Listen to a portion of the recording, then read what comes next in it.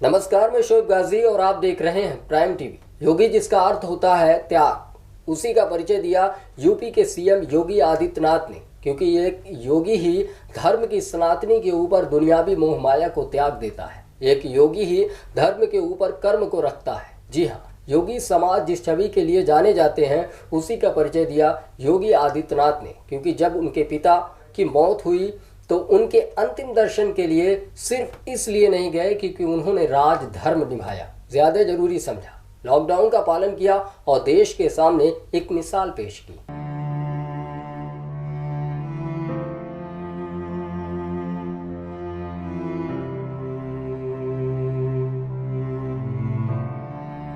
एक बेटे के ऊपर से पिता का साया हट जाने से बड़ा दर्द कोई और नहीं हो सकता। जी हाँ, सीएम योगी आदित्यनाथ किस तकलीफ से गुजर रहे हैं, ये हम और आप कल्पना भी नहीं कर सकते। दुख की इस घड़ी में सीएम योगी ने जनता के बारे में सोचा और अपने पिता के अंतिम संस्कार में जाने से मना कर दिया। उन्होंने प्रदेश को कोरोना जैसी महामारी से बाहर निकालने को ज्यादा तरजीह दी। उन्हें पहले ही पता चल गया था कि उनके पिता अंतिम सांसें गिन रहे हैं। कोई दूसरा सीएम या फिर सामान्य व्यक्ति होता तो इतनी खबर पे ही पिता के पास पहुंचने की कोशिश करता। मीटिंग के दौरान जब उन्हें अपने पिताजी के देहांत की खबर मिली तो वो कुछ देर के लिए भावुक हुए और बस अगले ही पल देश की सेवा में जुट गए। ये कोई आम व्यक्ति नहीं कर सकता, ये केवल एक योगी ही कर सकता है, क्योंकि एक योगी वो होता है जो संसार के सारे सुख से ऊपर उठ जाए।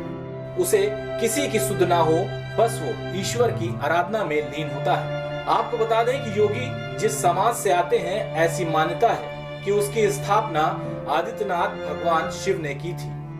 यह कथा प्रचलित है कि भगवान से ही मत्स्येंद्र नाथ ने ज्ञान प्राप्त किया था और फिर मत्स्येंद्र नाथ के शिष्य गोरखनाथ हुए।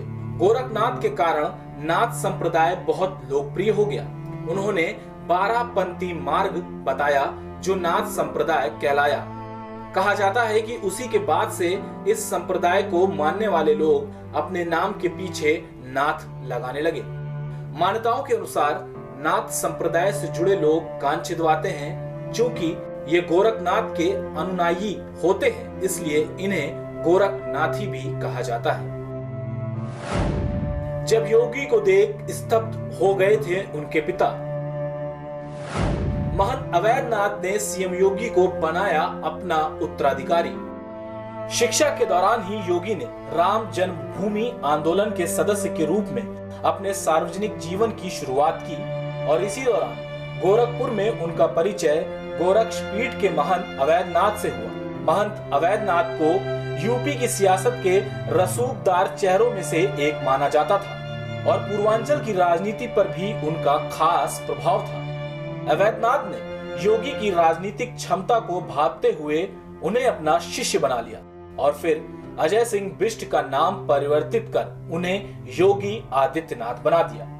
साल 1998 में जब महंत अवैधनाथ ने गोरखपुर के सांसद रहते हुए राजनीतिक संन्यास का ऐलान किया तो उन्होंने अपनी सीट और अपना उत्तराधिकारी योगी आदित्यनाथ को ही बनाया।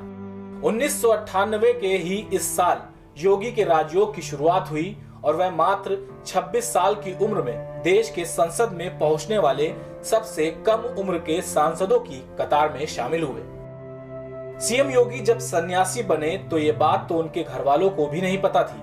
जब उन्होंने अपना घर छोड़ा था और वो गोरखपुर आए थे, तब उनके घर वालों को ये लगा था कि वो नौकरी करने जा रहे हैं। सीएम योगी के सन्यासी बनने की बात सुनकर उनकी मां को यकीन नहीं हुआ।